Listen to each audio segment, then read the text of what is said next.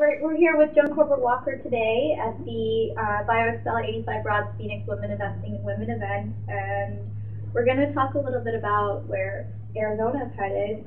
We just had our centennial, and I'd like Joan to elaborate about where she thinks we're headed in the next 10 years. Well, thanks, so it's great to be here, and I think as we look out over the last 100 years, as Arizona celebrated its centennial as a state in 2012, we have so many exciting things ahead of us. And those include breakthroughs in life sciences, they include new medical devices, and also bioinformatics. So what we're seeing is sciences are coming together. And as they're coming together, we're creating new solutions. Solutions to feed the world, solutions to create truly green energy sources, and most importantly, when we talk about the life sciences, technologies, treatments, and preventative diagnostics that are going to provide a way for us to live longer and live better. So it's going to be a really exciting time.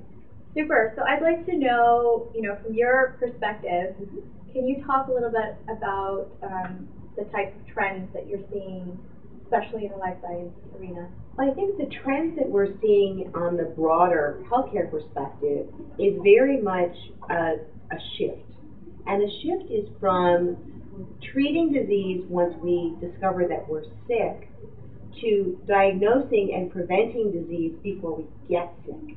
Absolutely. And so here in Arizona, we have a tremendous resource in our institutions, in Bio5 in southern Arizona, in northern Arizona with TGen North, and actually the facility we're sitting in right here in the center of Phoenix at the Translational Genomics Institute.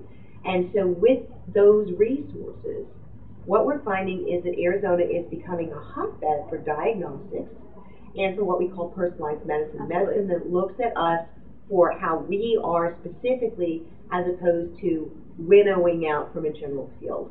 And so Arizona is absolutely at the center of that. And there are exciting things happening now and in the future that are going to make Arizona a place where investors really want to pay attention to. Absolutely. And can you talk a little bit about the various types of opportunities that you see? Can you give us a few examples of cool companies? Yeah, absolutely. You know what? I love talking about cool companies in Arizona.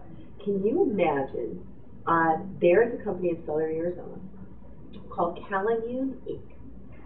And Calimune has a new technology that's being developed. Original research was Nobel Prize winner Dr. David Baltimore, that stops the progression from HIV to AIDS. Imagine how that will change the face of the world if that threat was no longer something that, for many people in many countries, is still a death threat. On the other side of it, we see very, very exciting things like Syncardia. Syncardia has the first totally artificial human heart.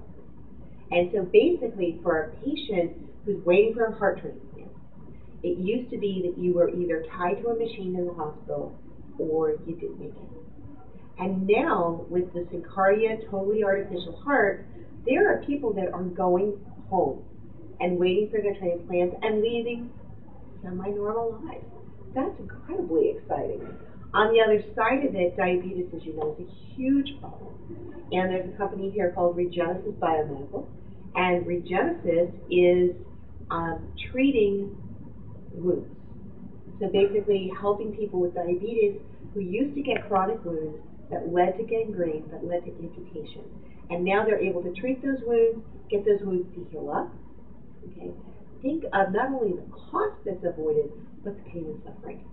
Now, those are great projects to get behind, and they're starting to, Regenesis is already cash flow positive. That's the kind of thing I like to invest in. Absolutely. So we're really grateful that you're able to be here with us today, and look forward to more collaboration with 85Broads, and thank you for being here. Absolutely. Ladies rock.